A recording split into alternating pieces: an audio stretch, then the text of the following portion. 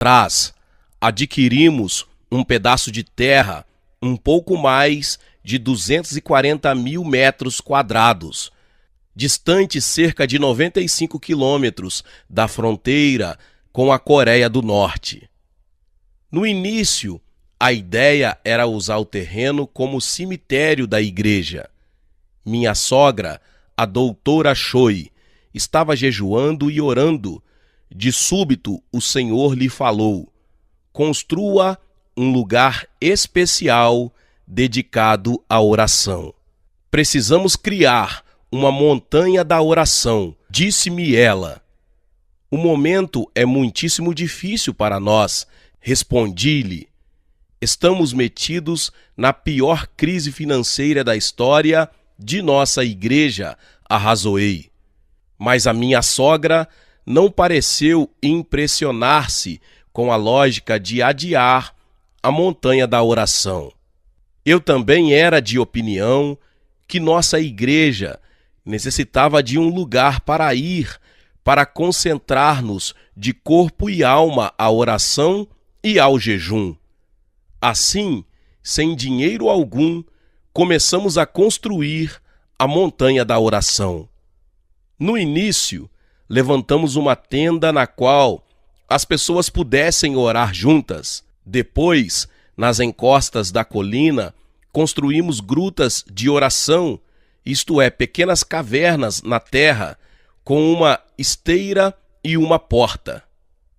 Aí as pessoas podiam trancar-se com Deus e buscá-lo sem distrações.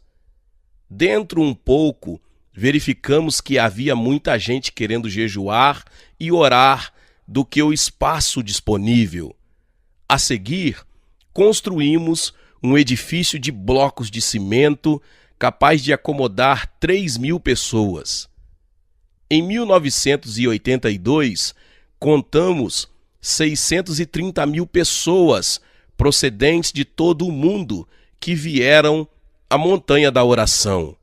Uma das pessoas de que me lembro ter ido à Montanha da Oração era uma senhora que tinha um filho aleijado. Doutor Cho, por favor, ore por meu filho, implorou-me a mãe.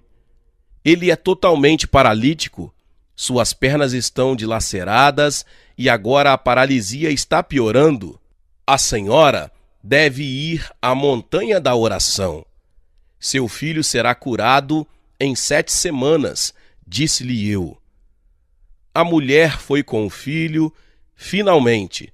Durante 6 fins de semana, nada porém acontecia. No último dia da 7ª semana, Deus curou o jovem e agora ele está completamente são. Espalhou-se pelo país a notícia de que se alguém precisasse de um milagre, a Montanha da Oração é o lugar onde Deus opera. Não digo com isso que todos quantos vão à Montanha da Oração serão curados. O que digo é que sei de muitas pessoas que Deus curou aí. Como líder, devo dar o exemplo aos membros de minha igreja. Se eu não orar, eles não oram. Tenho minha própria gruta de oração na montanha. Sempre que tenho um problema para o qual não encontro solução, entro na gruta e fecho a porta. Às vezes leva horas para extrair da mente as coisas que lá estão. O melhor modo de fazer é contar tudo ao Senhor. Tenho aprendido a ser honesto com Deus. Se alguém me magoou, conto a Deus. Não faz muito tempo, um homem procurou destruir meu ministério. Enviou espias à nossa igreja para ouvir-me falar. Domingo após domingo lá estavam eles, prestando atenção a tudo que eu dizia, na esperança de captar algum exagero. Todo testemunho que eu dava era conferido com todo cuidado. Um dia falei sobre a importância de honrar os pais. Este assunto é de especial importância para os crentes orientais, por causa de nosso passado confucionista. Confúcio ensinava um sistema de ética e não uma religião. Sua ética ainda é popular por todo o Oriente. Um de seus mais importantes ensinos relaciona-se com a honra aos antepassados. Em algumas partes da Ásia, as pessoas ainda cultuam os antepassados. Muitos não podem aceitar o cristianismo porque ele não ensina qual a posição dos antepassados do indivíduo. Mostrei que a Bíblia nos ensina a honrar os pais. Isto não significa cultuá-los, mas simplesmente tê-los em alta estima. Não era a intenção de Deus de que os honrássemos apenas enquanto vivos. Assim, suponhamos não ser pecado honrá-los mesmo depois de haverem passado para a glória. Abraão ainda era tido em elevada estima como o pai da fé. Isso deu ao espia a munição que procurava. Acusou-me publicamente de ser um falso mestre e de ensinar idolatria. Esta acusação chegou aos jornais e fui envolvido numa controvérsia. Alguns me disseram que eu devia processá-lo, mas achei que devia ir à montanha da oração. Ali contei ao Senhor toda a história. Contei-lhe a ira que eu sentia e o que eu desejava fazer. Depois de diversas horas em oração, ouvi o Senhor dizer-me que perdoasse ao homem. Sendo assim, perdoei-lhe. Desejei perdoar-lhe? Sim. Por quê? Porque Deus havia colocado o perdão em mim. Isto não aconteceu de imediato. Levou horas para o Senhor curar-me o coração de toda a mágoa e a amargura. Finalmente, senti que o perdão me entrava no coração e pude, com honestidade, perdoar ao homem. Como os meus irmãos e minhas irmãs podem ver, fui curado na montanha da oração. Sim, fui curado de uma enfermidade mais grave do que a paralisia, a amargura que me dominava o coração. Quando relato ao meu povo o que Deus realizou em mim na montanha da oração, incentivo os outros a ir e resolver seus problemas. Por que deveriam 10.000 pessoas orar e jejuar na montanha da oração? Não têm elas televisão para assistir e bons restaurantes onde comer? Estou certo de que muitas pessoas têm feito esta pergunta. Nós, coreanos, somos como qualquer outro povo. Gostamos de uma boa refeição num restaurante e temos muitos melhores restaurantes do mundo. Temos televisão e rádio. Em realidade, Seul é uma das mais belas e modernas cidades do mundo. Agora que nos preparamos para hospedar os Jogos Olímpicos em 1988, há um grande surto de construções ocorrendo em toda a cidade de Seul. Assim, as pessoas não vão à montanha da oração por não terem o que fazer. Elas vão porque creem que Deus ali está para responder às suas necessidades. Isto não significa que Deus não possa responder-lhes em qualquer outra parte. Esse não é o ponto.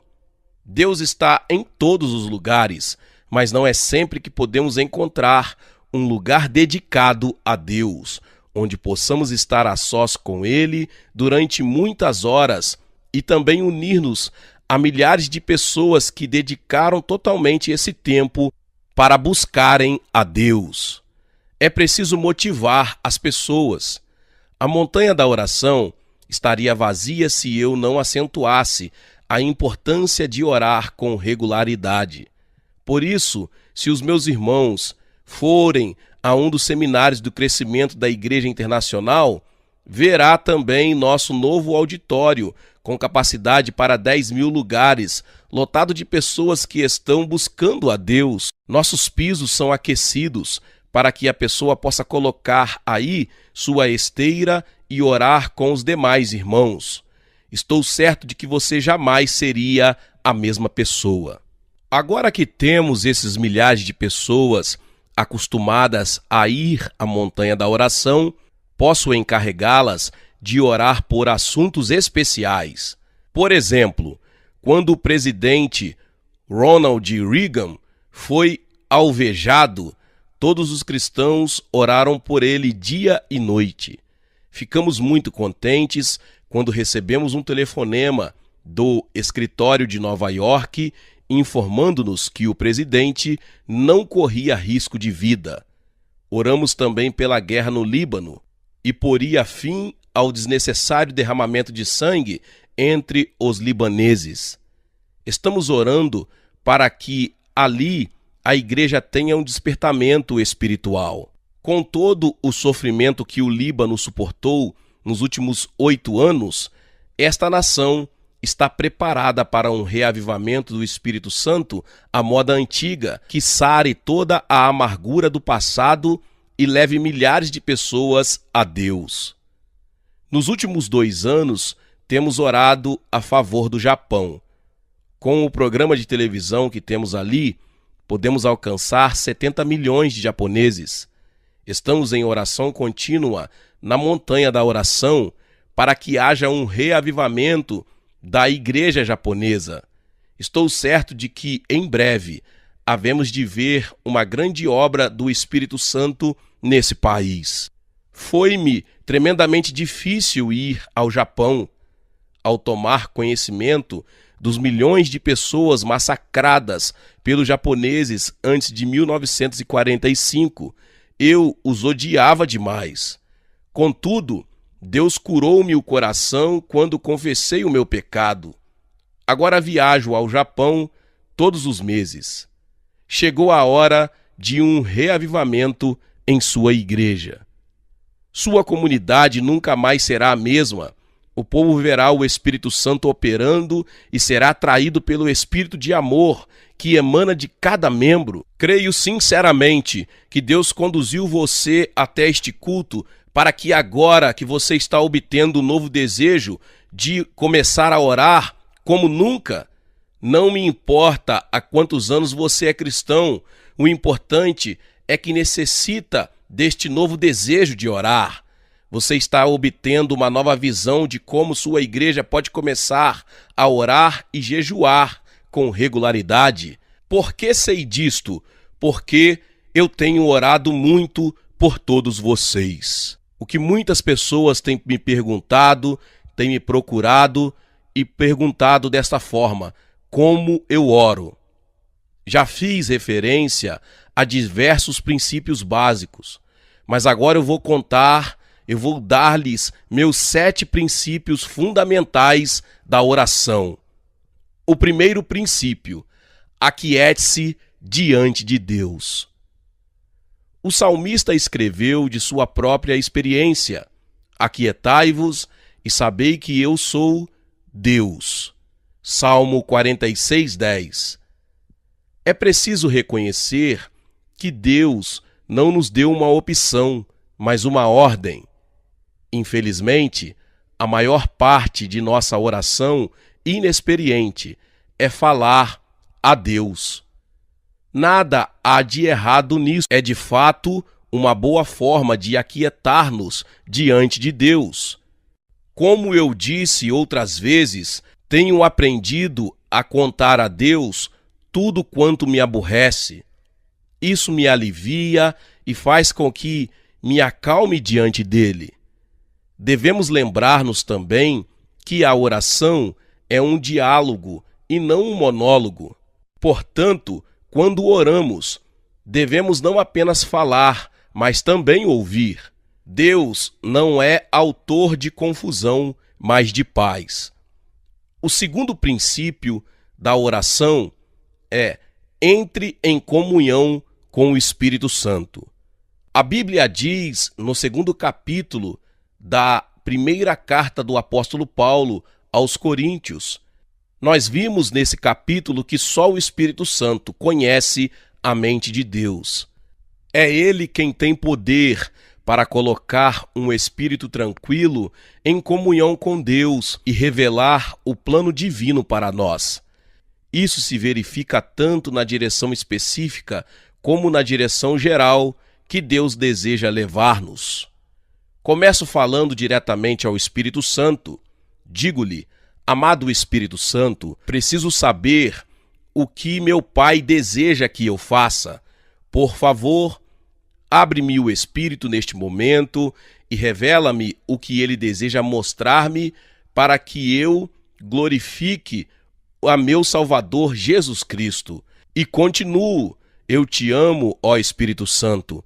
Tu me fizeste nascer no corpo de Cristo.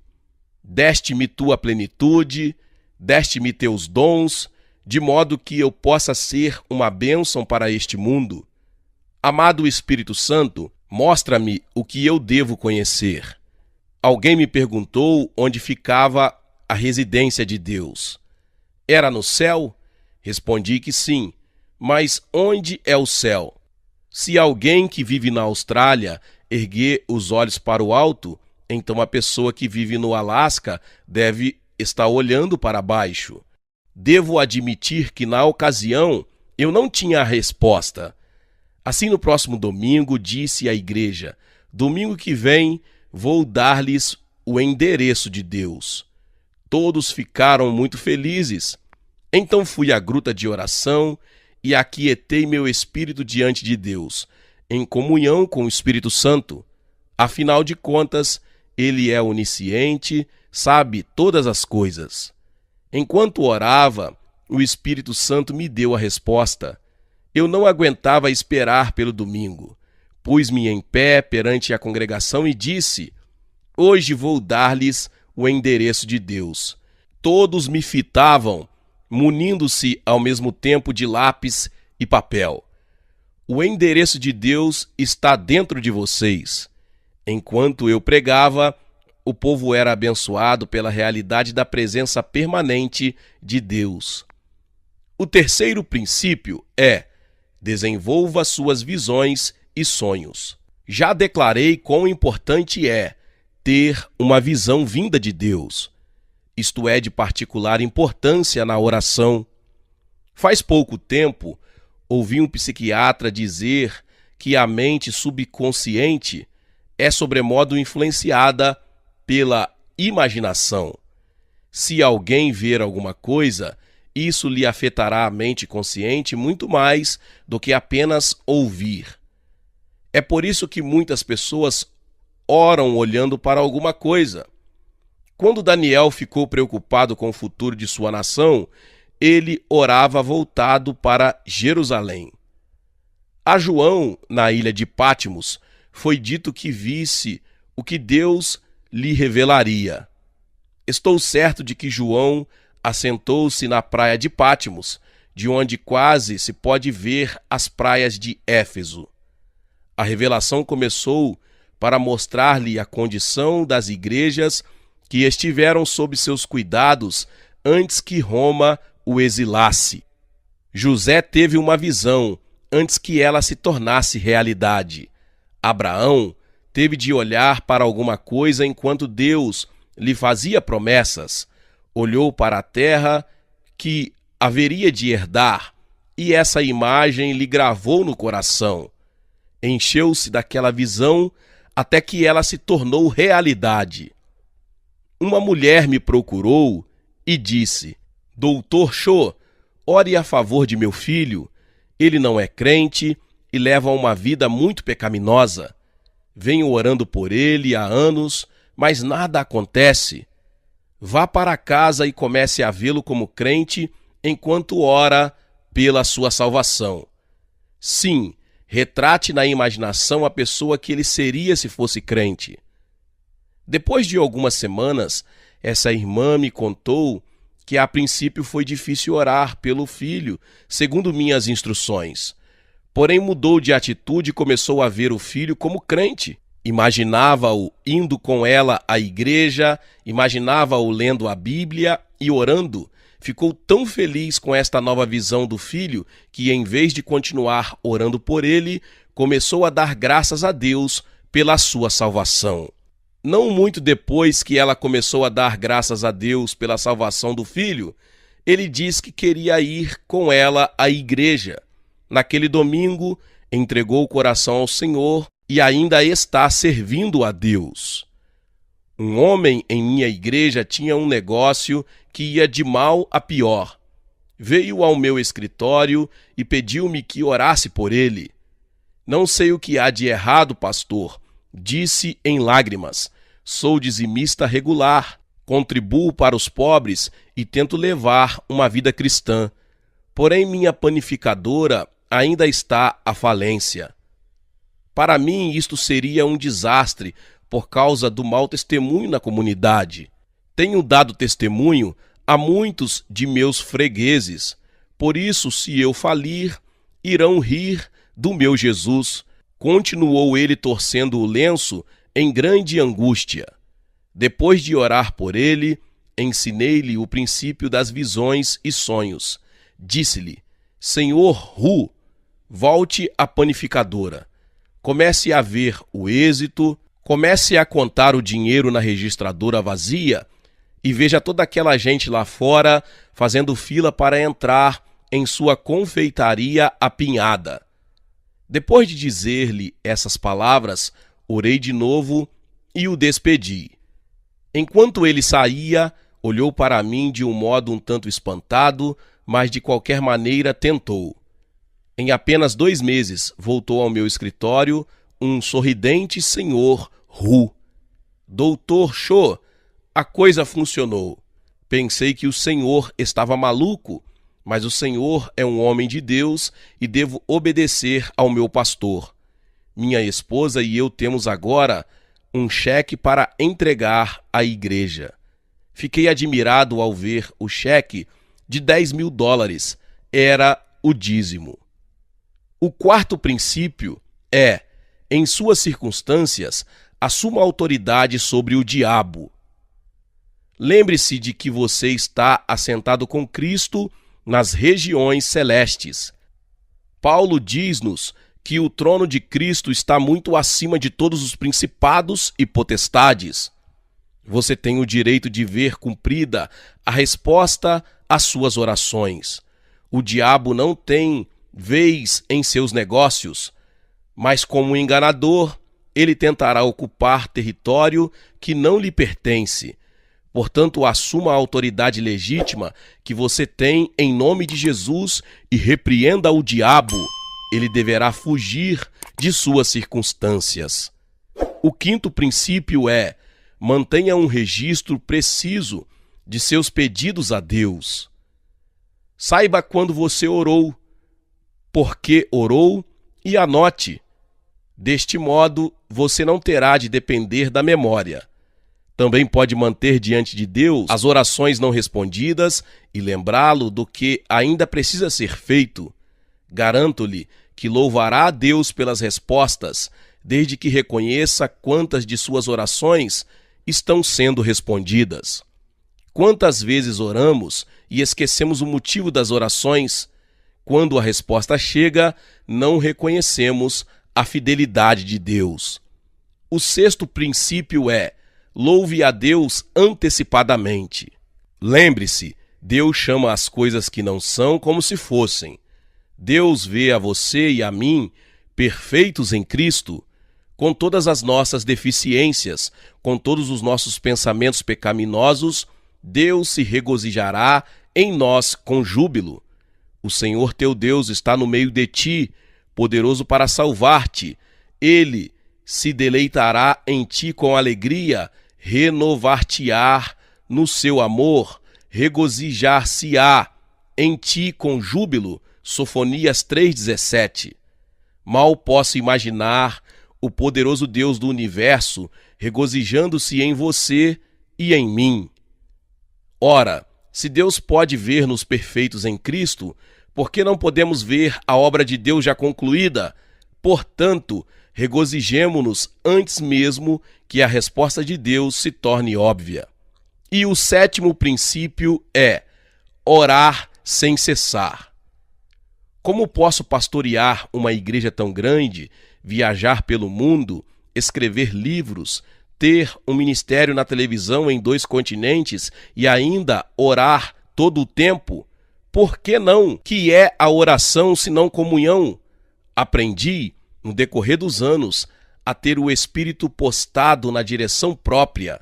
Posso estar num banquete, cercado de muitas pessoas e ainda ter meu íntimo voltado para o alto. Digo ao Senhor: amado Senhor, tenho de ir a este jantar com a minha esposa. Estarei na companhia do teu povo, mas a qualquer momento estarei pronto para ficar a sós contigo. Pelo simples fato de eu estar ocupado, não hesites em puxar-me para o lado. Tenha a bondade, Senhor. Estou em atitude contínua de oração, muito embora esteja ocupado exteriormente.